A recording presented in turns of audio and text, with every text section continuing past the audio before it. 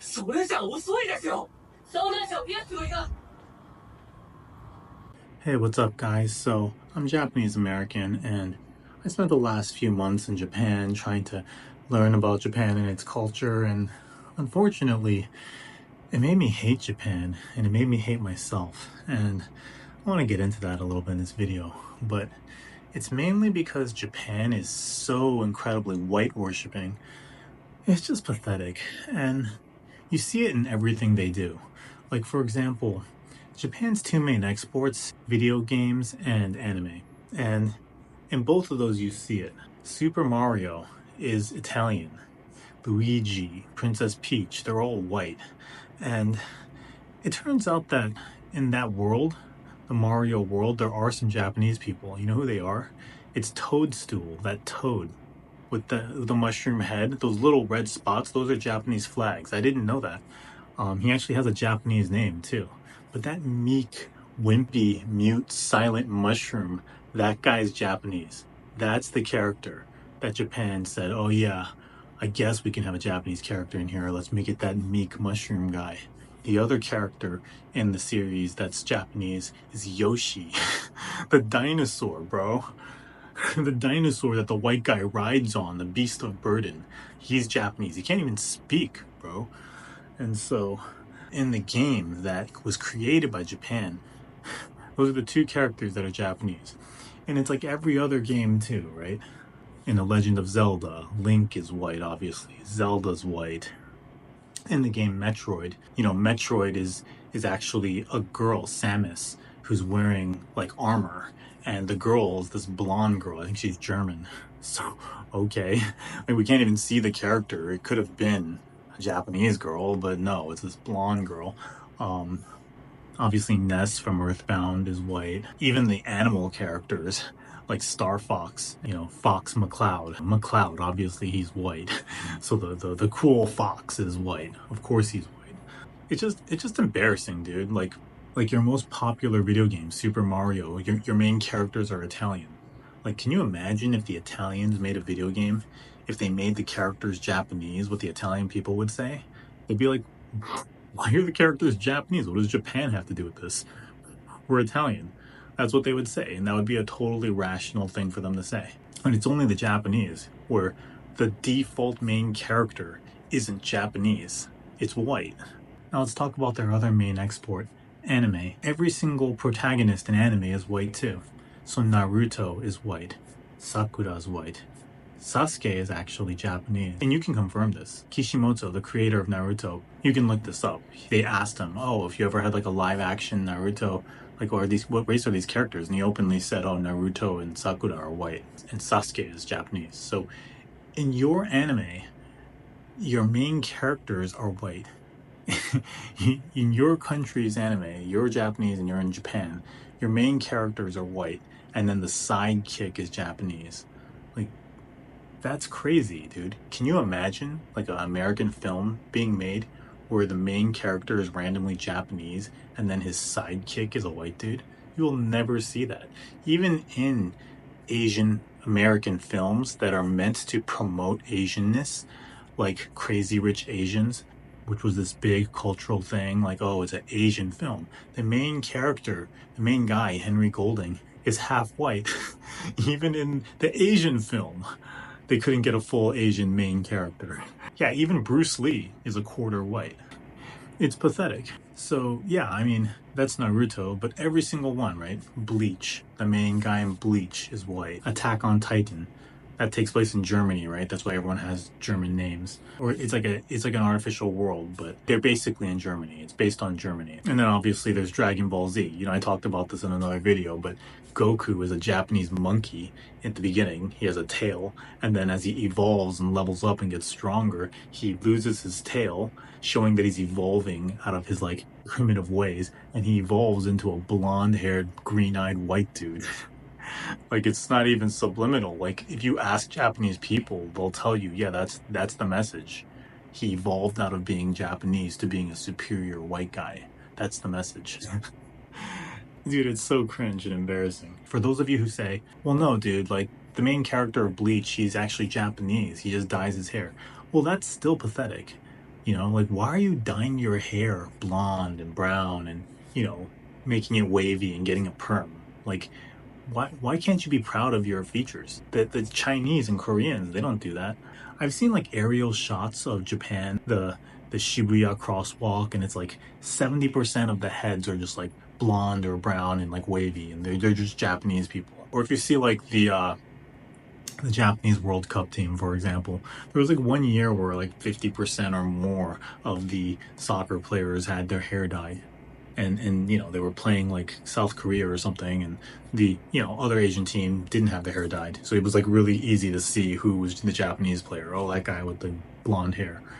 I don't know what other people thought of that, but as a Japanese person, I felt ashamed. I felt embarrassed. Like, why? What, bro? You're Asian. Like, why are you trying to be white? It's embarrassing. It's cringe. Like, your natural hair color is fine. It's cool. It's cool to have dark hair, man. It's tall, dark, and handsome, right? It's not tall, blonde, and handsome.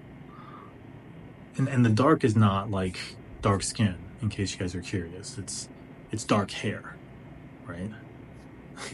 What the Japanese need to do is they need to learn from the African American community. You see, 100 years ago, and I don't condone this at all, but 100 years ago, people thought that African American features were unattractive.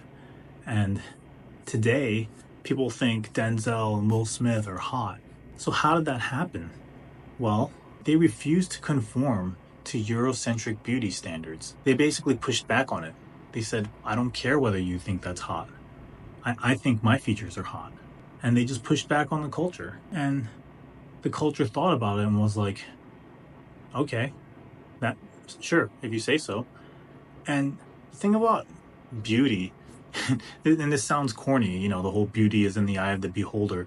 It sounds like a cope, right? Like, oh, okay, sure, that's what your mom says to you when, you look like Quasimodo. No, not necessarily. There's a science and like a math to it. Beauty is the average of all features. The proportions and symmetry are the average of all features, not to be confused with the average features. Those are two separate things, right? Being average looking doesn't mean your features are the average of all people. So if you have the most balanced features, you're symmetric, and the size of all the things on your face are the most average of all the people you see in that region, it's an indicator that you're healthy.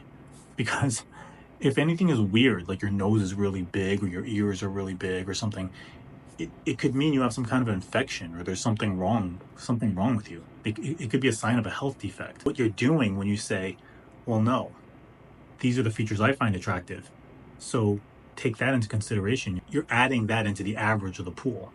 And the more exposure people get to your features, the more they get used to it and think, actually, I can see how that's attractive. That's how it works. The Japanese, rather than saying, well, no, you should embrace our features, this is just how we look, so this is good, this is beautiful in its own way, rather than pushing for that, they folded to the Eurocentric beauty standard and conformed to it.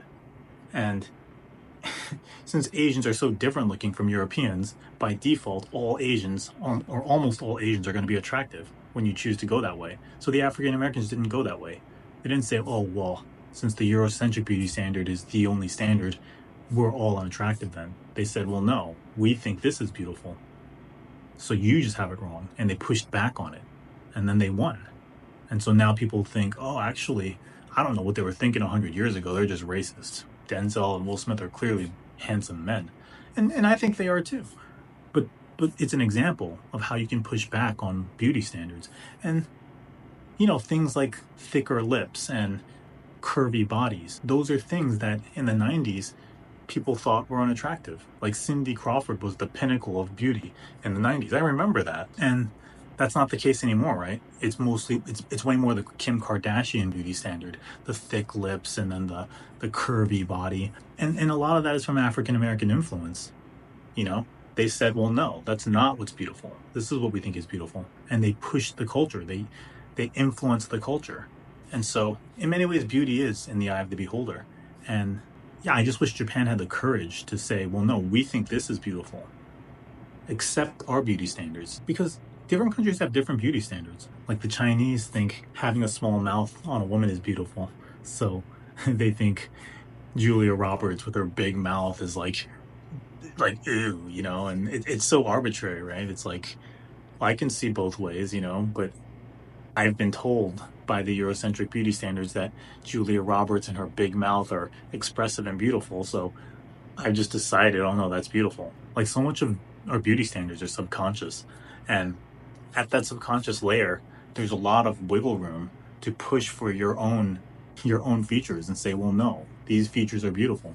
And I just wish Japan had the courage to do that. Kind of like a Ouija board, you have to kind of push it the way you want it to go if you want to fight for your own people culturally, right? The Japanese just aren't doing that. All their most beautiful models are half white. The Japanese can also learn from the Han Chinese. The Han Chinese are very proud people, and they should be proud. They have the longest continuous civilization. They've been around for over 5,000 years. They're just such an accomplished people. And they don't want to conform to Eurocentric beauty standards. They have their own idea of what should be beautiful, and they stick to it. So you don't see them dyeing their hair and running around with blonde hair like the Japanese do. And the Koreans as well. One thing that really annoys me about the Japanese is that they have this obsession with big eyes, because white people have big eyes and they want so badly to be white. And so every single actor on any film or TV show in Japan has huge eyes. If they're the cool character, if they're supposed to be the good looking character. And then there'll be like a side character that's supposed to be uncool or ugly who has small eyes. And it's like that with their comics too. The only people with small eyes that come out on their show are like the comedians or people who you're supposed to laugh at. And then the cool characters who you're supposed to be like, well, that guy's cool, always has big eyes with double eyelids. And the thing is, in Japan, about 60% of the population has single eyelids and small eyes. And so by pushing a culture like that, they're making more than half of their population feel bad about themselves. And it's just not a very inclusive or thoughtful cultural strategy. And it just makes them look foolish because their own royal family has small eyes. And if you look at all their politicians, they all have small eyes too. So all these actors that they push forth to the world, like they're not fooling anyone into thinking, oh, the Japanese, they have this Latin American look, they all have big huge eyes. Like, no, they don't, dude. And it's just a bad strategy, and it's just very self-hating. So if you compare that with the Koreans, right, and you watch K-dramas and K-films, you'll notice that they'll mix it up. Some of the characters that are supposed to be cool will have big eyes, and some of them will have small eyes.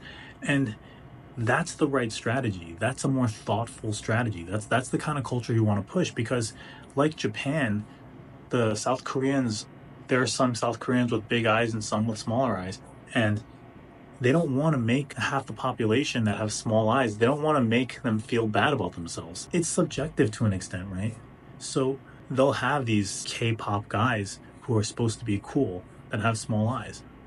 And by pushing that out there, the consumer thinks, yeah, I can see that. He's kind of badass with his small eyes. He looks like mysterious. Yeah, I can see that. I can see how he's hot. And that's the way you should do that. You should stand up for your people. You should stand up for the way they look and try to fight the culture to embrace your beauty standards. Yeah, that would be my advice to the rulers of Japanese culture. It's be more thoughtful about how you shape your culture and learn from the African Americans, the Chinese, and the South Koreans on how you should push for your own people and push for beauty standards that are best for the largest number of people in your population. That's how you promote your people, right? Anyways, that's all I got. Let me know in the comments if you disagree. Take care.